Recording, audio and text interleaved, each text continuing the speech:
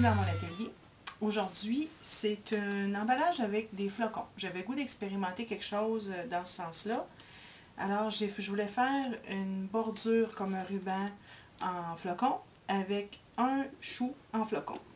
J'ai eu quelques défis à le réaliser. Je vais vous donner mes conclusions en cours de route. Alors, pour le ruban ici, ce que j'ai utilisé, c'est un punch de Martha Stewart qui se déploie de cette façon-là. Et on introduit le papier et il y a toujours un guide à la suite pour avoir toujours la même séquence de flocons. Le défi avec ce punch-là, c'est que il y a énormément de détails. Il faut comprendre que quand on travaille avec les perforateurs, plus il y a des détails, plus c'est un coefficient de difficulté. Alors, j'ai essayé dans le carton, j'ai essayé un papier plus ou moins mince, mais ça semblait être le problème partout. Carton, on oublie ça, c'est vraiment juste du papier. Alors, quand je faisais une bande, je devais me retourner, enlever parfois des sections de papier qui ne se détachaient pas au complet, des fois renfoncer du papier. J'ai réussi, mais je vous avouerai que ça a été ardu. De là à pas en faire l'achat, je suis pas certaine. En sachant à quoi m'attendre, c'est un peu moins pire, mais bon. Par contre, en expérimentant avec ce gros perforateur-là, j'ai eu un peu plus de plaisir, je l'avoue. Et j'ai fait ce petit chou-là replié. C'est avec ça aussi que ma fille Juliette a une idée de faire une guirlande de Joyeux Noël. C'est plus propice à plein de choses. Alors, pour mon petit chou ici, c'est pas très compliqué. Je vais juste vous donner un truc de pliage par contre. Alors, j'ai pris un flocon comme ça, que j'ai gardé pour ma base. Alors, je me suis perforé plusieurs flocons comme ça ici. Et l'idée, c'est de les plier en deux. C'est sûr que si j'y vais avec mes mains comme ça, puis que j'essaye de le plier, ça va être un défi de ne pas le briser, d'être au milieu. Ici, mon papier est quand même assez fin, c'est un genre de papier photocopieur, mais c'est pas idéal, puis mon pli n'est pas tellement beau.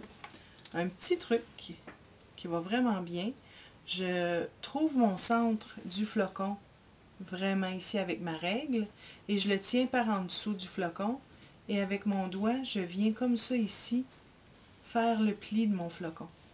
Alors, le pli est fait plus juste comme ça.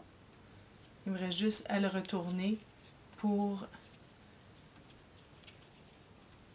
faire mon pli. Et on veut dans le fond qu'il y ait un angle comme ça. Alors j'ai mon premier flocon qui reste à plat. Je vais venir le coller. Un autre de mes trucs. J'aimais beaucoup ces pipettes-là ici qui me permettent de mettre la colle que je veux. Ça s'achète vide, ça, ici. Et j'ai mis, bon, dans ce cas-ci, c'est de la colle à bois, ça ne dérange pas pour ce qu'on a à faire aujourd'hui. Ça peut être de la colle blanche. Dans le fond, vous allez mettre la colle que vous voulez là-dedans.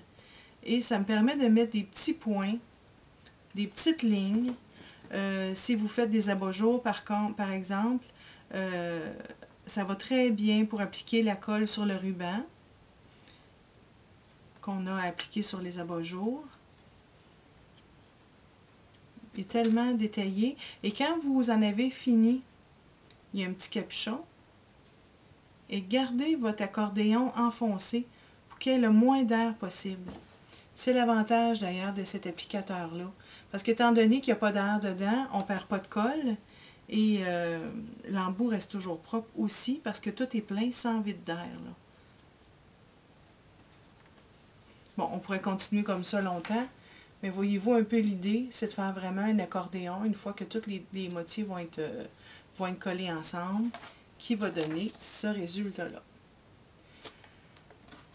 Un truc que je vais vous donner avec le petit soufflet à colle ici, c'est pas évident comment l'ouvrir. Et si on prend des pinces ou nos dents pour essayer de l'ouvrir, ça va vraiment pas bien. Alors si on enroule une bande élastique autour du bec ici, ça va nous donner juste assez de prise pour être capable de tirer dessus. Et voilà, pour l'ouvrir. Et puis quand, comme je disais tantôt, si vous êtes rendu vraiment à la fin, laissez-le fermer le plus possible pour éviter toute fond d'air, toute vide d'air dans votre colle. Puis voyez-vous, il va vraiment rester dans cette forme-là une fois qu'il y a de la colle dedans. Puis vous n'aurez pas de perte de colle. Alors, dans le choix de vos perforateurs, Vous pouvez y aller comme ça va vous donner vraiment la forme, ça va vous donner un flocon comme j'avais tantôt. Vous avez des perforateurs ici de banderoles. Alors souvent vous allez voir, il va y avoir une réglette au début et à la fin pour répéter le motif de façon répétitive et égale. À faire attention s'il y a énormément de détails. Parfois vous allez avoir aussi, c'est relativement nouveau, c'est un perforateur ici de flocons encore, mais pour faire des banderoles. Alors ce punch-là, il est un peu particulier, parce que quand je perfore avec, le flocon ne tombe pas. Il est resté sur mon papier ici. C'est vraiment juste les pointes ici qui vont rester accrochées au papier. Pour les détacher, je peux y aller avec mes doigts pour le déchirer ou prendre un petit ciseau afin de tout découper les pointes ici. Chaque tige de flocon a un petit trou à l'intérieur et vous allez voir, les flocons s'emboîtent un dans l'autre. Ça les rend emboîtables. Le dessin, dans le fond, le design du flocon est conçu pour ça, pour faire une guirlande de flocons.